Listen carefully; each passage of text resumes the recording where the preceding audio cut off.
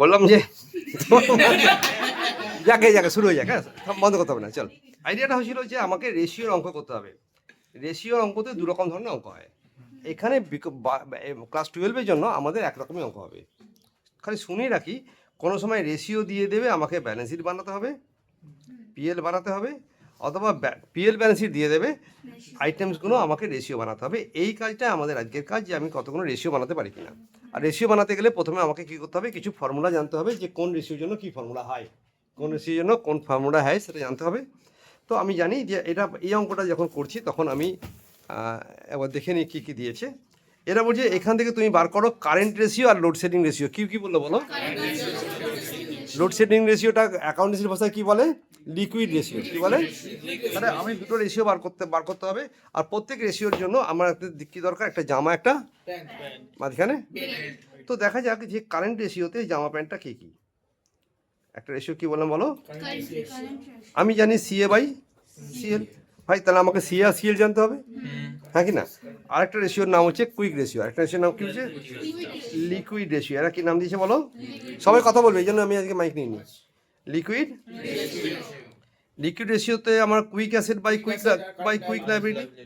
এই কুইক লাইবিলিটিটাকেই current liability বলা হয়। আসলে আর ব্যালেন্স শিট আর ব্যাংক ওভারড্রাফটকে মাইনাস করা হয় না। তা ভেরি গুড। তাহলে আমাকে এখন কারেন্ট অ্যাসেট বার করতে হবে। আর কি বার করতে হবে? আর এখানে কি বার করতে হবে? কুইক অ্যাসেট আর কারেন্ট লাইবিলিটিস। কুইক লাইবিলিটি না বলে কারেন্ট লাইবিলিটিস বলতেই পারি। আচ্ছা, এটাকে কুইক লাইবিলিটিস বললাম, অসুবিধা নেই, কোনো চলবে। তাহলে এবার অঙ্ক থেকে আমি আইটেমগুলোকে নেব, যে কোনটা কোনটা কারেন্ট অ্যাসেটের মধ্যে পড়ে আর কোনটা কোনটা কুইক অ্যাসেটের মধ্যে পড়ে। আমাকে তোরা চেঁচিয়ে বলবি, ডেটার্স 30,000 টাকা, এটা কারেন্ট অ্যাসেট কি কারেন্ট অ্যাসেট নয়? তাহলে একটা হলো ডেটার্স, একটা হলো কি? কত টাকা আছে বল, দেখে বলবি এটা বল। তারপরে কি লেখা আছে? প্রিপেড কি current asset? Prepaid expenses current asset. কত টাকা আছে? জোরে বলবি কথা। 2 টাকা চিল্লা, হ্যাঁ মাথা গরম করে দিবি না আমার।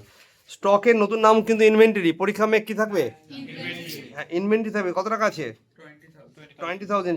চাঁচাবি, কারণ আমি দেখতে পাচ্ছি না। এরপরে কি আছে বলো? ক্যাশ আর ব্যাংক কত টাকা আছে? 10,000। এই সবটাই আমার কি হয়ে গেল? আর কারেন্ট লাইবিলিটিস কি কি আছে? এখানে কারেন্ট লাইবিলিটিস বার করে নিচ্ছি, দেখা যাচ্ছে, দেখে নিবে বলো। আর এটা এদিকে আছে তো, হ্যাঁ চলো। এখানে একটা আছে কে? ক্রেডিটার্স। কত টাকা আছে? 25,000। আর কে আছে? ব্যাংক ওডি আছে কত? 6 টাকা। এগুলো যোগ করতে পারি না এটা যোগ করলে ক টাকা হলো? ও বলছে এটা 62,000 হয়েছে। এটা আমাকে বল, এই জন্য কি 12 ক্লাস পর্যন্ত পড়াশোনা করতে হয়? একটু নিচে ক্লাসে পড়াশোনা করলে আরামসে পারতাম। কি করে? হ্যাঁ দরকার লাগবে না আমার। এখানে যোগ করলে 62 হলো, এটা 31 হলো। আর এই কারেন্ট অ্যাসেটের বদলে কত টাকা লিখবো? কারেন্ট অ্যাসেটের জায়গায় কত লিখবো এখন?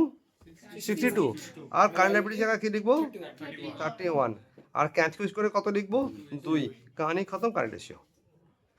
ইজি না কঠিন? এবার এসো কারেন্ট কুইক অ্যাসেট কাকে বলে? কুইক অ্যাসেট মানে হচ্ছে CA minus bank overdraft, CA minus prepaid and stock. CA minus, এটা শিখেছিলাম তো আমরা নাকি? প্রিপেড এক্সপেন্সেস, আর এটা কি? আরেকটা স্টক, আরেকটা বা ইনভেন্টরি। তাহলে তোমার কাছে সিএ কত ছিল? 62, 62,000। প্রিপেড কত আছে? 2,000। স্টক কত আছে তাড়াতাড়ি? 20,000 টাকা। বিয়োগ করলে কত আনসার হবে? 40,000। কি এমন কঠিন হলো এটা স্যার? কুইক অ্যাসেট বেরিয়ে গেল। নাও কারেন্ট লাইবিলিটিস নিয়ে কোনটাকে ধরবো আমরা? কারেন্ট, এখানে একটা অশান্তি আছে। এই অশান্তিটা নিয়ে আমার দিল্লি বোর্ডের সঙ্গে ঝগড়া। কুইক লাইবিলিটি একটা পদ্ধতি বলা হয় quick liability minus bank overdraft. Bank, তাহলে আমরা বেঙ্গল বোর্ডে যারা পড়ছি তারা এই ফর্মুলা ইউজ করলাম, ঝগড়া করে কী করবো? আর যারা আইএসসি পড়ছে তারা এই ব্যাংক ওভারড্রাফটটা মাইনাস করবে না। তাহলে এখন আমাদের এই পদ্ধতি অনুযায়ী বল, কারেंट लायबिलिटीज कितना था पहले? 31,000। तुम्हारा बैंक ओवरड्राफ्ट कितना था? 6,000। माइनस करके कितना आएगा? 25,000। राइट কি রকম? এইটাই ভাববো আমরা, এতে অন্যরকম ভাববো না। Now ratio, quick ratio, liquid ratio তাহলে কি হবে? লিকুইড রেশিও কত হলো বলো? 40,000 divide by 25,000.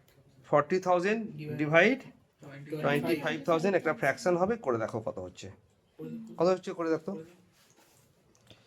এবার প্রশ্ন ছিল ফর আইএসসি স্টুডেন্ট, দেখা যাচ্ছে? হ্যাঁ, দেখে নিবে।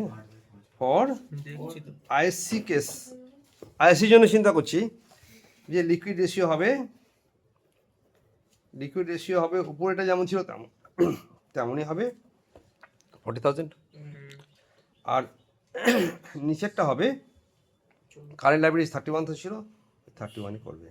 এই রেশিও এই ফিগার দুটো বার করে একটা আমাকে বলে দে। 31 বললেন না, এটা 25 অল হ্যাঁ, ওটা 40 by 25 1.6, 1.6, হ্যাঁ, আর এটা 40 divide by 40 by divide 31, 1 point তাহলে এটা বেঙ্গল বোর্ডের জন্য, এটাই জন্য বলো। 1.3 করে দিন, 29 3 করে দিন, না 29 আছে তো, 29 এর পর একটা বড় নাম্বার দিয়ে দিয়েছি। থাক না, ঠিক আছে 1.3 করবে, অসুবিধা নেই, কোনো প্রবলেম। এই হলো আমাদের একটা অঙ্ক করা যেখানে আমরা রেশিও, না রেশিও অ্যানালিসিস করছি না, এটা করছি কি বলো, এটা একটা নকশা করছি। ক্লিয়ার না, চলো ছুটি বন্ধ কর, পজ কর, কেটে দিয়েছিস, পজ।